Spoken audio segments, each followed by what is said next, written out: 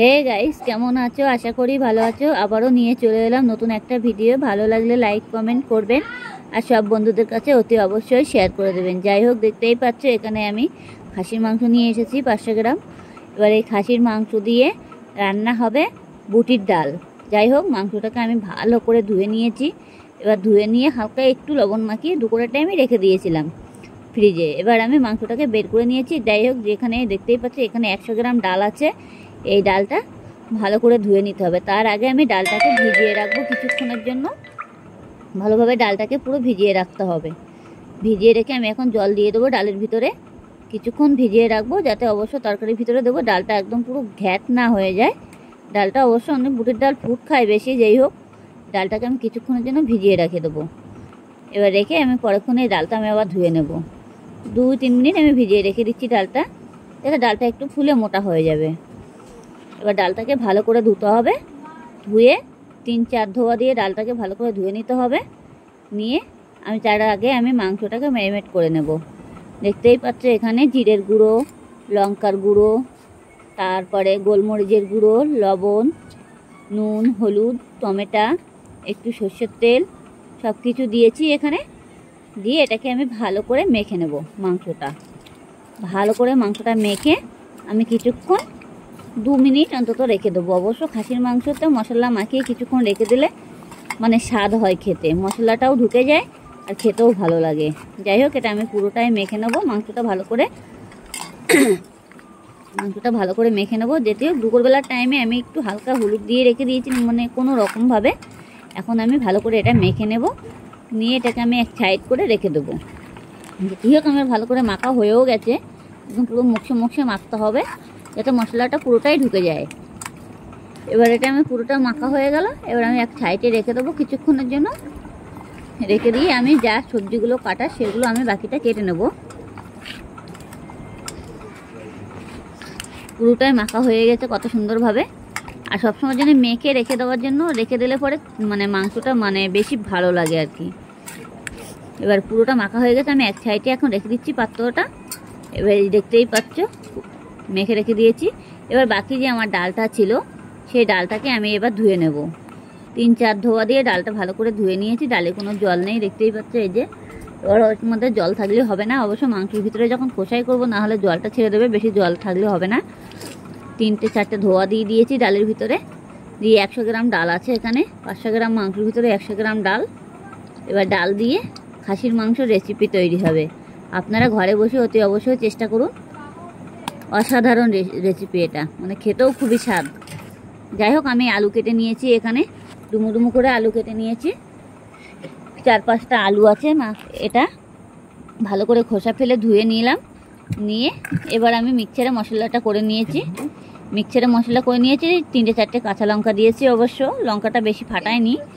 আর এইগুলো দেখতেই পাচ্ছ আদা আর রসুন পেস্ট করা আছে। আর টমেটোটা তো মাংসের ভিতরে দিয়ে দিয়েছি, দেখতেই পেয়েছো। এবার এইগুলো আমি তেলে দেবো। যাই হোক, এটাকে আমি এখন ঢেকে রাখি এক সাইড করে। এবার বাকি যে আমার পেঁয়াজটা ছিল সেই পেঁয়াজটা আমি নিয়ে এসেছি। এখানে 2খানা পেঁয়াজ আছে, বড় বড় পেঁয়াজ। এবার এই পেঁয়াজ দেবো। অবশ্য পেঁয়াজ না দিলেও বেশি চলবে, কিন্তু পেঁয়াজটা মিষ্টি তো ওর জন্য। যাই হোক, এখানে আমার সব কিছু কাটাকোটা কমপ্লিট করা আছে। এবার আমি কড়াই বসিয়ে দেবো খুব তাড়াতাড়ি। এবার কড়াইটা বসিয়ে দিয়ে কড়াইটা আমি মানে গরম করে নিয়ে তেল দিয়ে দিয়েছি। তেল দিয়ে এবার বাকি যে আলুটা ছিল সেই আলুটা আমি দেবো। এবার সেই আলুটা আমি সামনে নিয়ে এসেছি এই যে। এবার কড়াইয়ের ভিতরে আমি একটু হালকা লবণ দিয়ে দিয়েছি, যাতে আলুটা সিদ্ধ হয়ে যায় আর আলুটার ভিতরে আর্লি ভাবটা না থাকে।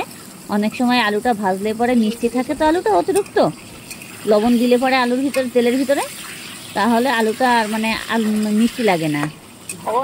আর যতক্ষণে তুমি আলুটা, অনেক সময় আলুর মধ্যে তেল দেওয়া হয় তো তখনই মিষ্টি ভাবটা বেশি লাগে, তেলের মধ্যে দিলে মিষ্টিটা লাগে না আর কি।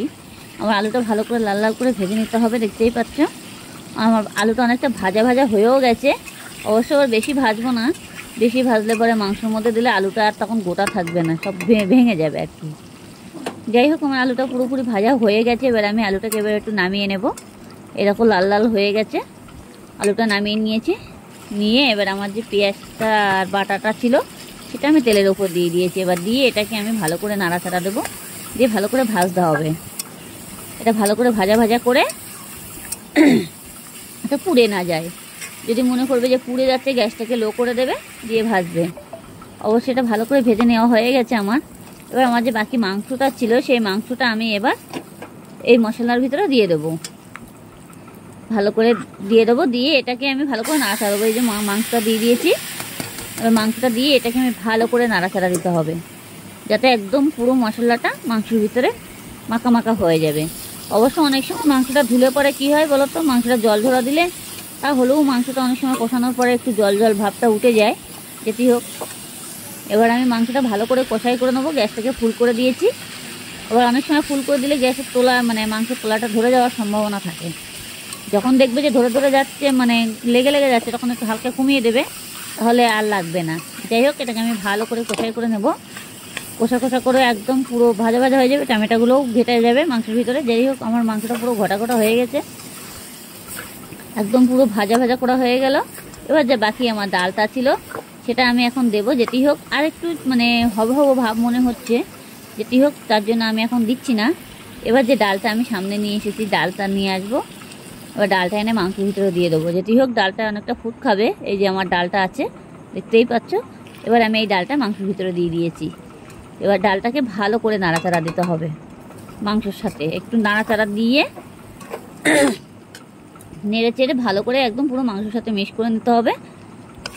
দেখতেই পাচ্ছ আমি কত সুন্দরভাবে নিয়ে নিয়েছি। এবার নিয়ে এটাকে আমি এখন প্রেসার কুকারের মধ্যে দিয়ে দেবো। যেটি হোক, কড়াইতে দিলে অনেকটা টাইম লেগে যাবে, আর মাংসটা সিদ্ধ হতেও দেরি হয়। অবশ্য খাসির মাংস অনেক সময় প্রেসারে দিলে পরে তাড়াতাড়ি হয়ে যায়। এবার এটাকে ভালো করে ভেজে নিয়েছি। এবার নিয়ে এবার আমি প্রেসার কুকারটা নিয়ে নেব।